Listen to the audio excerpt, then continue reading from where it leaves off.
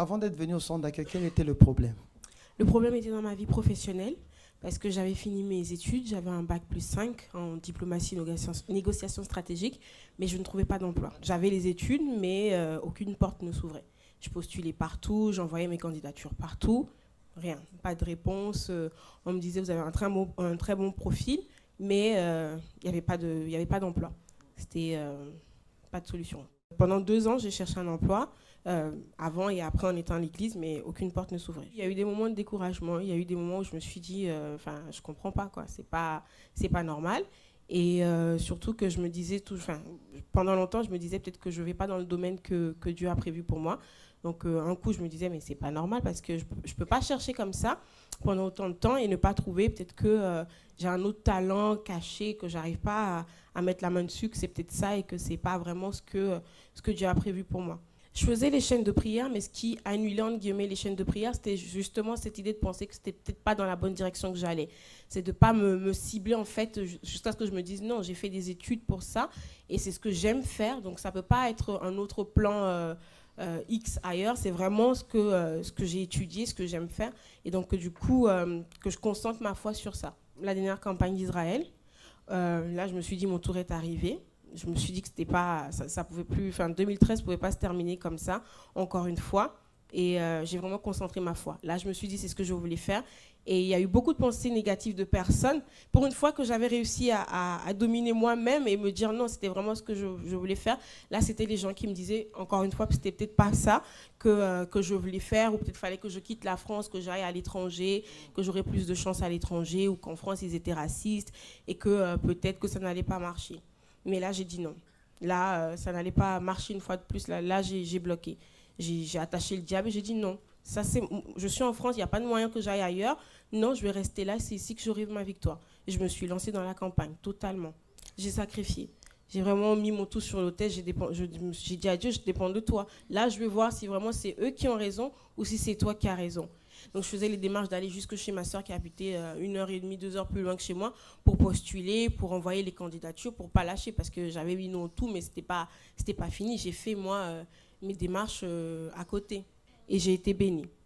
Donc là, j'ai un CDI en tant que juriste international dans une société et c'était un poste qui convenait complètement avec mon cursus, que c'est pas aller dans un autre domaine en disant je prends autre chose en attendant, c'était quelque chose qui était vraiment en rapport avec mes études. Donc c'était top.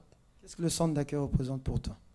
C'est une école de vie parce que ça permet de mettre en pratique la foi, de vraiment... pour moi, c'est une école, c'est une maison, c'est une famille, c'est tout. C'est tout. Il n'y a pas de mot à dire. Que Dieu te bénisse. Amen. Bonjour à tous, soyez bienvenus à cette émission. Nous avons 2 chemins à choisir. Ce monde nous offre beaucoup de situations, il a beaucoup de portes ouvertes. Mais normalement, la porte, que c'est la bonne porte pour nous, elle est fermée. C'est nécessaire que nous cherchions cette porte, que nous ayons une direction, que nous soyons conduits à cette porte, que c'est la bonne porte. Et nous avons le droit de choisir, ou nous choisissons le chemin de la foi qui nous amène à une bonne direction, parce qu'elle vient du Créateur, elle vient de Dieu, ou nous choisissons les offrandes de ce monde, ce que ce monde a pour nous donner.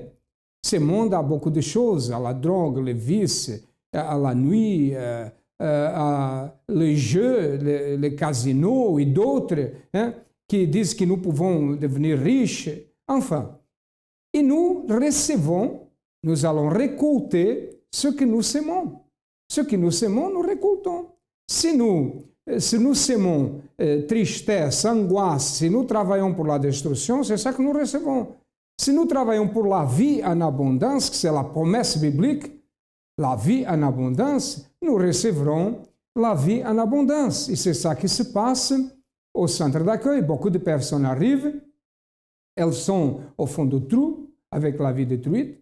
Elles apprennent à pratiquer une foi différente de la foi que normalement des gens pensent, parce qu'il y a beaucoup de personnes qui pensent que la foi, c'est avoir une église, avoir une religion, croire que Dieu existe. Mais la foi, c'est un peu plus que ça. c'est pratiquer. Et à travers cette pratique de 7 fois, beaucoup de personnes ont réussi. Nous allons écouter quelqu'un qui était au fond du trou, mais à travers la pratique de 7 fois, sa vie a changé. Avant de connaître le centre d'accueil, j'étais quelqu'un qui vivait déjà dans la débauche. J'ai découché, j'avais des maîtresses par-ci par-là. Donc, c'est-à-dire, ça entraîne le mensonge. Donc, quand on entraîne le mensonge, donc on ne vit pas bien à l'intérieur de soi. Donc, et cela a duré plusieurs années. Donc, je vivais une vie d'apparence.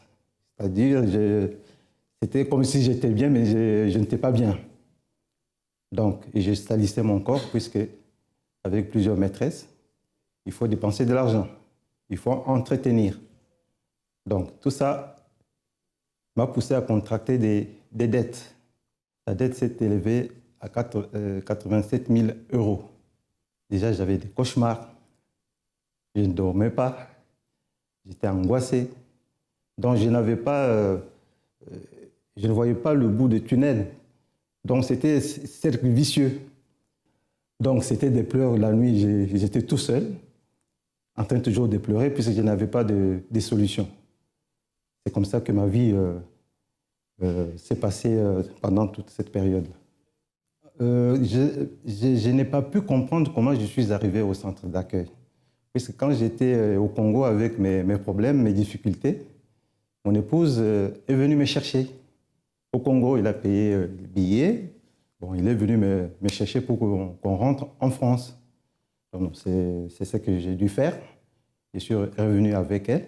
Et quand on est arrivé à la maison, il m'a invité d'aller au centre d'accueil. Non, quand je suis venu au centre d'accueil, la première des choses, j'ai essayé de participer. J'étais devenu maintenant mordant à la parole de Dieu. Donc, il fallait que je lutte déjà pour mon intérieur.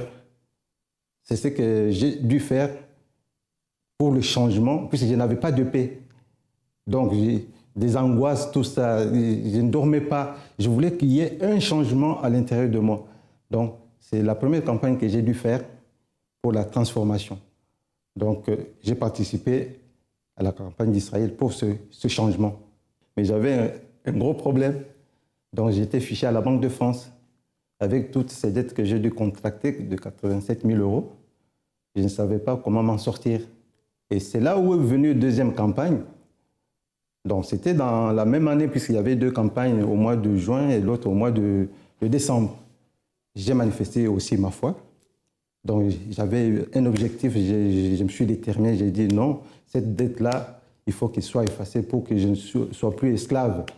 Puisque quand on est esclave de la Banque de France, on ne peut rien faire. Et j'ai déterminé ma foi. Comme j'ai travaillé, j'ai pris tout mon salaire, j'ai mis sur l'autel.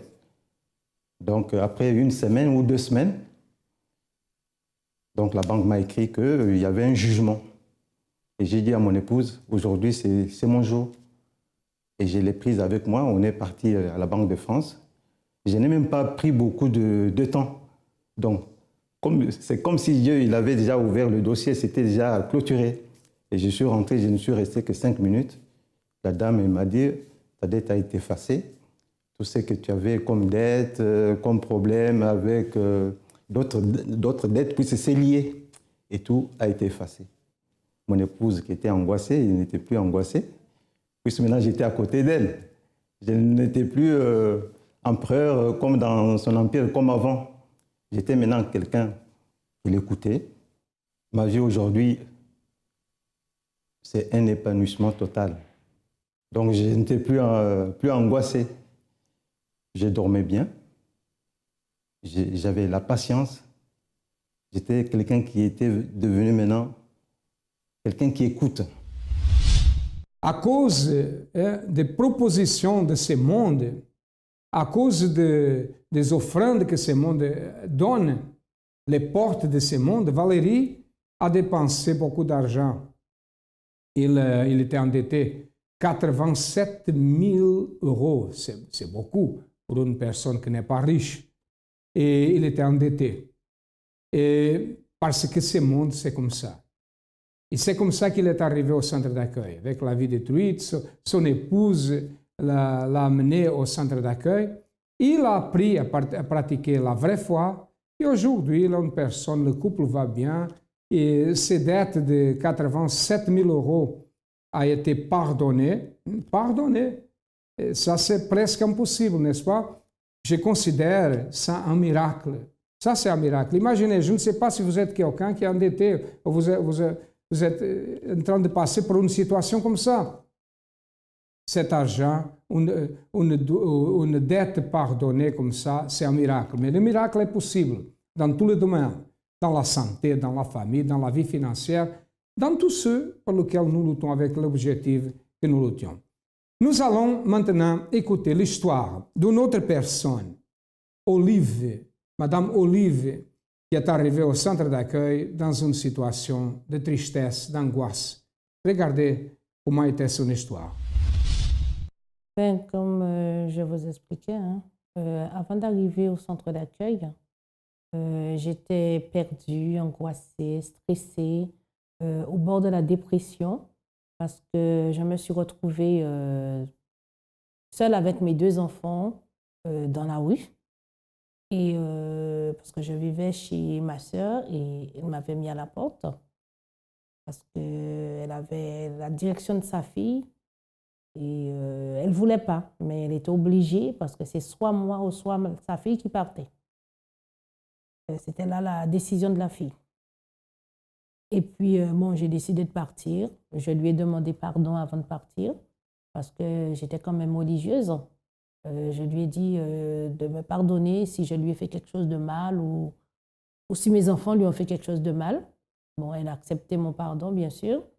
Et puis après, on est parti. Et quand on est parti, vu que j'allais toucher mon salaire, bon, j'ai pu payer quelques nuits d'hôtel, mais avec le salaire, ça ne suffisait pas. Il fallait que jongler un petit peu avec des nuits dans ma voiture. J'ai fait quelques nuits avec les enfants dans la voiture et quelques nuits toute seule aussi. Bon, les enfants, ils profitaient pour aller chez un ami pour me permettre de mieux m'installer dans la voiture. Non, ce problème n'a pas été tellement dû au problème financier, c'est-à-dire c'est au problème de logement. Parce que j'avais déjà déposé la demande au niveau de mon travail et dans d'autres mairies, mais vu qu'il fallait attendre quelque temps avant d'avoir un logement et mes enfants étaient grands, alors on ne me voyait pas comme prioritaire pour un logement. Et vu aussi que j'avais des problèmes financiers, je ne pouvais pas aller dans des agences chercher un logement. Alors ça a pris du temps et après, comme je vous expliquais, j'étais un peu perdue et puis je pleurais tout le temps, j'étais angoissée, triste. Ben, c'est-à-dire que les enfants, ils étaient tous enfermés l'un sur l'autre parce que ils pensaient que bon, j'étais la responsable de cette situation, mais ils ne m'ont jamais fait comprendre comme quoi j'étais responsable de cette situation. Ils m'épaulaient quand même, mais ils étaient fermés à tout. Le moment le plus difficile, c'était quand je dormais dans ma voiture. Parce qu'il faisait déjà froid, il faisait très froid, et je recouvrais la voiture avec un drap, mais ce n'était pas suffisant. Mais quand même, à une période de la nuit, je peux dire que j'étais quand même réchauffée avec la force que j'avais, que Dieu me donnait. Et à un certain moment, je me sentais un peu chaud. Je sentais le froid, mais après, en final de compte, après, quand je m'endormais, j'étais endormie. Quand je me réveillais, j'avais tout chaud. J'avais chaud. Je n'avais pas ce froid que je sentais avant de m'endormir. Parce qu'il faisait très froid, même les vitres après, c'était gelé, les draps étaient gelés, parce qu'il faisait froid. Mais j'étais bien dans la voiture. Un bien passager, je dirais, parce que ce n'était pas tellement confortable.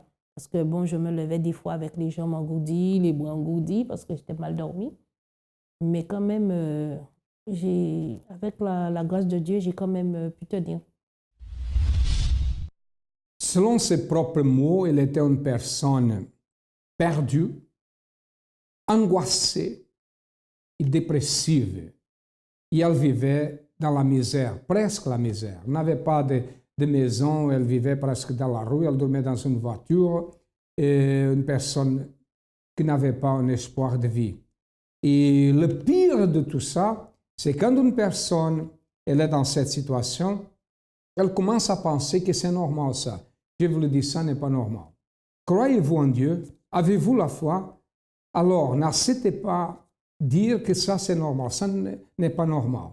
Si nous considérons que Dieu le Créateur est un Dieu bon, nous ne pouvons pas accepter ce type de situation. Et le coupable n'est pas Dieu. Le coupable sommes nous quand nous ne pratiquons pas la foi intelligente, nous ne savons pas. Mais quand nous apprenons à pratiquer cette foi, la situation change. Regardez ce qui s'est passé. Je suis arrivée au centre d'accueil grâce au sourire, je dirais, d'un évangéliste qui m'avait conquis le cœur. Et quand elle m'a souri, je lui ai remis un sourire en retour. Et elle s'est retournée pour pouvoir me parler, pour m'inviter à venir un dimanche écouter le message du pasteur. Oui, j'ai participé à la campagne d'Israël, mais quand je suis arrivée, c'était la campagne de la reconstruction. Et cela m'a permis de croire en Dieu, de mettre ma foi vraiment en action. Et à chaque propos, je participais. Alors, c'est le propos d'Israël, la campagne d'Israël, j'ai participé. J'ai dû déposer une offrande, je dirais, pas tout ce que j'avais, mais c'est tout ce que je pouvais donner. Parce que j'ai voulu que Dieu agisse dans ma vie, que Dieu résolue un petit peu mon problème de logement premièrement, parce que je vivais dehors. J'ai cru quand le pasteur il a dit il faut agir avec foi. Alors j'ai dû mettre ma foi en action et j'ai dit je dépose et Dieu fera. J'ai dû faire des sacrifices, j'ai participé à tous les propos parce que mon objectif c'était que d'avoir l'Esprit de Dieu, que Dieu vit en moi, toujours sa présence en moi et que d'avoir un logement aussi. J'ai eu ce logement. Maintenant je suis contente, je suis chez moi. Et ça me permet aussi, parce que je lui disais, j'ai besoin d'un endroit pour mieux prier, pour mieux te crier, parce qu'à l'hôtel, je ne peux pas chanter, je ne peux pas m'exprimer convenablement. Et il m'a donné un logement. Et mes enfants aussi étaient contents aussi, le fait que j'ai trouvé le logement. Mais pour le moment, ils sont un petit peu de côté, ils ne sont pas encore à l'église.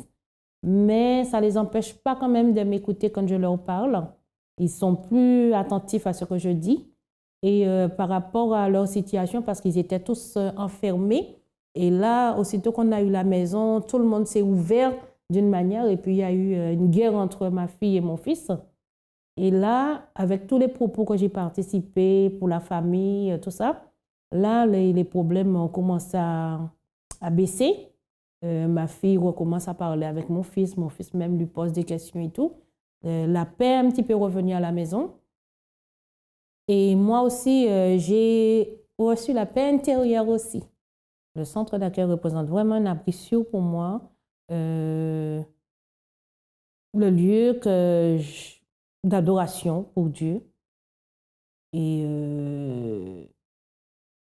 le centre d'accueil, je peux dire que c'est un endroit où on se sent apaisé parce que on laisse tous les problèmes, tout ce qui est dans notre vie, on le laisse dehors et on rentre, on sait qu'on est en présence de Dieu pour lui donner une adoration qu'il mérite. Et c'est seulement au centre d'accueil que j'ai pu trouver cette joie. Aujourd'hui, elle a son propre foyer. Aujourd'hui, elle est bien financièrement, famille bénie, transformée. Elle a ressuscité parce qu'elle était morte et aujourd'hui, elle est vivante à travers la pratique de cette foi intelligente au centre d'accueil. Quelle est la situation que vous êtes en train de passer? Quel est le problème? Quel est le géant qui est devant vous? Ce géant, il peut tomber si vous pratiquez ce type de foi. Si vous avez besoin de notre aide, nous sommes situés au 254 de rue du Faubourg Saint-Martin, au 10e arrondissement. à Paris. Et nous avons d'autres adresses. N'oubliez pas que les portes du centre d'accueil sont ouvertes du matin au soir et sont ouvertes tous les jours de la semaine. Alors, qu'est-ce qu'il manque? Donnez un pas en avant. Nous allons écouter plus de témoignages. Comment était votre vie avant? Avant, je vivais selon la direction d'une religion. J'avais la vie détruite, je sortais d'une séparation, d'un divorce. J'avais des problèmes financiers. Je vivais avec de grands découverts. Et j'avais des dettes, une dette que je n'arrivais pas à effacer parce qu'elle résultait de mon ex-mariage. Je croyais en Dieu, je croyais en la parole de Dieu, je la connaissais, mais elle ne se réalisait pas dans ma vie. Ma vie n'avait pas de sens. Il n'y avait rien qui était concret. Tout était dans les Écritures, tout était écrit, mais rien ne devenait réel dans ma vie. C'est une amie qui m'a parlé du centre d'accueil, puisqu'elle a connu ici en métropole. Et après, le centre d'accueil a ouvert en Guadeloupe. Et elle m'a dit, tiens, j'ai connu cette église en France, donc vas-y, tu verras, c'est bien. J'ai commencé à faire des propos, à trouver la direction de Dieu, parce que en fait, moi, je cherchais Dieu. Et dans l'église où j'étais avant, je suis restée 14 ans, je cherchais Dieu, je cherchais à connaître Dieu, mais je ne trouvais pas. Je me disais, mais je ne comprends pas. Ce qui est marqué dans la Bible, c'est parce que je vois, il y a beaucoup de choses qui manquent et je ne trouvais pas. Avant, je vais dire aussi, avant, je n'avais pas de place pour habiter parce que j'étais hébergée. Puisque quand j'ai quitté, après ma séparation, je n'avais pas de maison. Donc, j'ai été hébergée par mes frères. Et donc, du coup, aujourd'hui, j'ai habité dans un appartement ici que Dieu m'a donné après un sacrifice.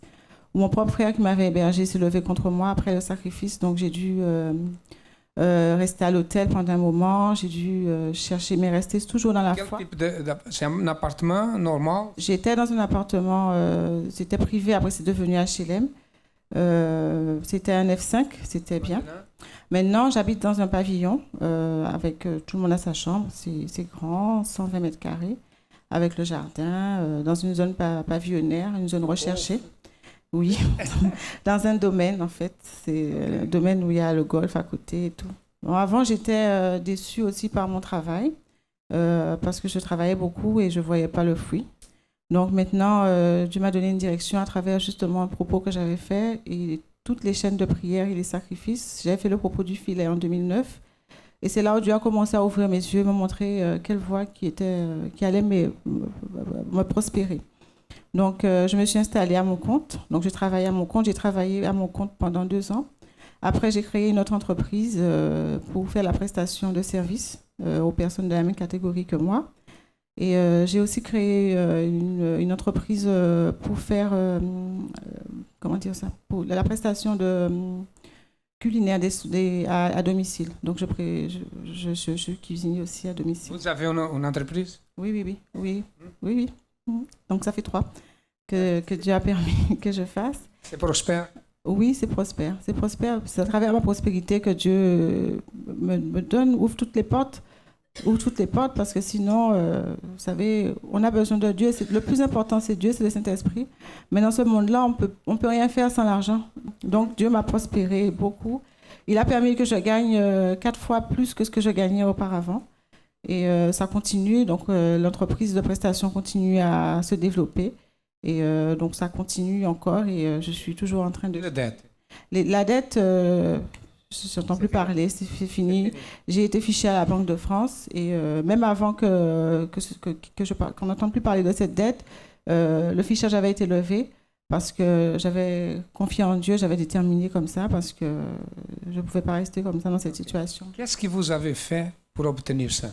Mais j'ai sacrifié beaucoup. J'ai écouté la voix de Dieu qui sort de l'autel. J'ai écouté à travers les propos tout ce que les pasteurs demandaient de faire, de sacrifier. Je me suis sacrifiée. La campagne d'Israël? Oui, j'ai fait la campagne d'Israël. J'ai fait toutes les campagnes d'Israël depuis que je suis arrivée. Je n'ai pas hésité. J'ai donné tout ce que j'avais, le peu que j'avais au départ quand je suis arrivée, puisque j'étais endettée. Après, quand j'ai commencé à gagner plus, j'ai sacrifié tout ce que j'avais. J'ai sacrifié tout mon chiffre d'affaires. Après, Dieu a permis que j'achète des voitures. J'ai encore sacrifié les voitures. Aujourd'hui, j'ai encore de nouvelles voitures. Et Dieu... Vous avez une nouvelle voiture? Non, j'ai acheté deux voitures cette année. J'en avais déjà une 3 voitures. Donc ça fait 3 voitures. Et toutes elles sont toutes en état neuf. Amen. Merci. Moi, en fait, c'est parce que je devais passer un test d'examen pour entrer en école d'aide-soignante. Oui. Et en fait, cette école est très réputée. C'est à Luscové, il y a plusieurs personnes et il faut vraiment être la meilleure. Et en fait, j'ai passé ces tests le 21. J'ai pris mon enveloppe le 18 novembre et j'ai passé le test le 21 novembre. J'étais tellement stressée que j'ai dit, mais c'est la première fois. Et ils m'ont dit que ça va être trop dur pour passer dans cette école-là. C'est très dur. Même il y a une copine à moi qui est passée aussi, qui voulait faire entrer dans cette école. Elle a échoué. Et ça me faisait peur. Mais je dis, mon Dieu, voilà, j'ai buvé de l'eau. Quand je suis stressée, j'ai buvé de l'eau. Ma mère a dit, bois de l'eau, ça va te calmer un peu. J'ai dit, voilà, je suis partie dans ce test-là.